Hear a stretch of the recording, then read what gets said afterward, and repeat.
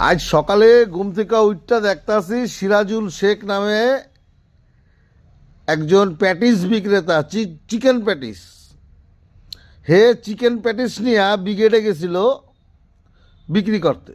হ্যারে নাকি মারছে, দুই এক চট থাবড়া দিয়েছে। তো ঘটনা হইল, এই যে ব্রিগেডে যে অনুষ্ঠানটা হইল সেটা ছিল কি একটা ধর্মীয় অনুষ্ঠান। 5 লক্ষ লোক একসঙ্গে গীতা পাঠ করবে। হিন্দুদের একটা পবিত্র ধর্মগ্রন্থ গীতা, মানে একটা হিন্দুদের ধর্মীয় অনুষ্ঠান চলতেছিল। তাই ধর্মীয় অনুষ্ঠানে এই সিরাজুল কি করতে মাংসের চপ নিয়ে গেল? প্রশ্ন তো আমার একটা থাকতেই পারে, তাই না? আমি নিজে তৃণমূল করি না বিজেপি করি, নাকি আমি বহুজন সমাজ পার্টি করি, নাকি আমি কংগ্রেস করি, নাকি আমি সিপিএম করি, সেইটা বড় কথা না। বড় কথা হইল, একটা হিন্দু ধর্মীয় অনুষ্ঠানে এক মুসলমান কি কইরা চিকেন প্যাটিস বিক্রি করতে যায়। প্রশাসন ওখানে কি করতেছিল? প্রশাসন কি ওখানে জানে না যে এখানে একটা ধর্মীয় অনুষ্ঠান হইতেছে?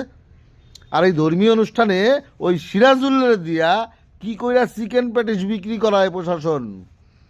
প্রশাসনের তো প্রথমেই উচিত ছিল গাড্ডা দইরা তুল্লা দেয়া, তাই এখানে একটা ধর্মীয় অনুষ্ঠান চলতেছে, তুই চিকেন প্যাটিস বিক্রি করবি? এটা করা উচিত ছিল তো, তাহলে তো এত কিছু করতো না।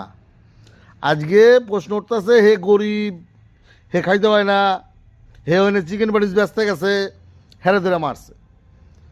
আরে বাবা, এটা তো স্বাভাবিক। একটা গীতার একটা ধর্মীয় অনুষ্ঠান চলতেছে, আর ওখানে তুই যাই মাংসের চপ বেচবি? তোরে পিটাবে না, তোরে ছেড়ে দেবে? হ্যাঁ, ফাইজলাম আরম্ভ করছো, ভিডিও নিয়ে ফাইজলামি আরম্ভ করছো তোমরা। হ্যাঁ, ইমিডিয়েট বন্ধ করো এইসব। ধর্মীয় অনুষ্ঠান এ চলতেছে আর ও চিকেন প্যাটিস ব্যস্ত গেছে। বাহ বাহ বাহ বাহ বাহ, চমৎকার।